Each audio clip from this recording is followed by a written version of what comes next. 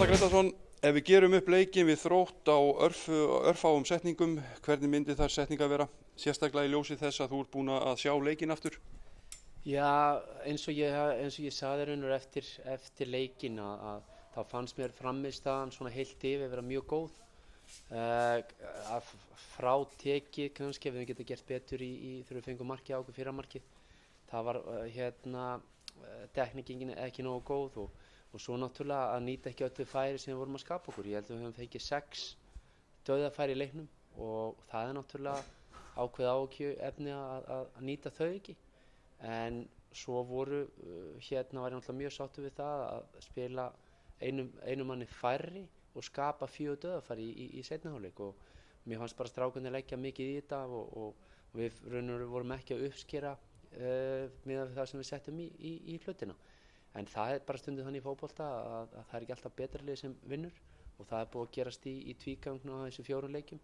Við vorum með boltan held ég 65% á móti Víking Ó og sköpum þar held ég 4 eða 5 dauðafæri fyrir utan markið sem við skorum. En töpum samt og með 2 langskot og ég tel að þessir 2 leikir sem við erum að tapa, þar eru að spila hvað bestan fótbolta, mun betri fótbolta heldur en á móti Víking og móti Fylki, þar sem við fáum fullt úr stiga. Nú var hraunað yfir okkur blika af þekktum penna á blikar.is. Hver svona þín viðbrögð við þessum skrifum? Já, kannski bara í fyrsta lagi er maður náttúrulega bara, maður sér að það eru menn fúlir yfir tapin og við erum það allir Breiðabliksmenn eru náttúrulega drullu fúlir að tapa. En það sem manni kannski finnst kannski svolítið sárt að þar eru menn að gagnrýna úrslitin, ekki frammistöðu að mínu viti. Og nema að menn sjá bara knattspyrnu svona allt öðruvísi. Og mér finnst þetta að vera svona tiltölulega svona gríst eins og maður hefur upplifað oft í Grikklandi að þegar ég var að spila þar og líka yfir maður íþróttamála að þegar við kannski áttum glimrandi leik en töpuðum að það voru bara allir drullu lélegir, alveg sama hvernig frammistaðan var.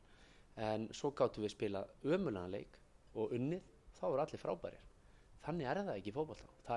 Við þurfum að venja okkur á það að gagnrýna frammistöðuna, ekki úrslitin. Það er stórmunur þar á. Og ef við gagnrýnum frammistöðuna í þessum leikum móti Þrótti, ég held að við getum alveg verið sammála um það að menn voru að leggja sig fram. Við vorum að skapa mikið af færum. Við erum með boltan 55% í leiknum. Einum færri í einhverja 50 mínútur. Þannig að ég held að menn þurfi svona aðeins átt að sjá að hvað menn er að gagnrýna. Og líka það að það er mjög fljótt að fá menn í einhverjar múaðsingum það að menn sé ekki að standa sig og annað. Og ég held að við viljum miklu frekar standa saman og fá þá réttmæta gagnrýni. Og ég er ekki að biðja um það þegar að lið stendur sig illa, þá er allir rétt að fá gagnrýni. Og það er bara hollt og gott að fá réttmæta gagnrýni, en hún þarf þá að vera réttmæt. En snúum okkur að KR-leiknum. Nú er þetta 2 lið sem að vilja spila fótbolta, það er láta boltan ganga á milli manna. Hvernig heldur þú að leikurinn eigi eftir að þróast? Ég held að mótist nú einhverju leyti líka að völlurinn, Kópavogsvöllurinn okkar, hann er því miður ekki í því ásakomulagi sem við myndum kjósa og þar að leiðandi verður þetta örugglega svolítið mikið barning og læti og tæklingar og annað. Þó svo að þessi bæði vilja spila knattspyrnu, þá á ég vona því að káringarnir komi hingað og þeir munu örugglega ætla að pressa okkur og vera með læti. Þannig að þeir hafa verið mjög aggressífir í sínu leikjum og verið að spila bara nokkuð vel. Þannig að ég bara vona á svona hasagangi og bara hörkuleik. Þannig að ég hef svona trú á því að dagsformi komum svona svolítið til með að ráðast.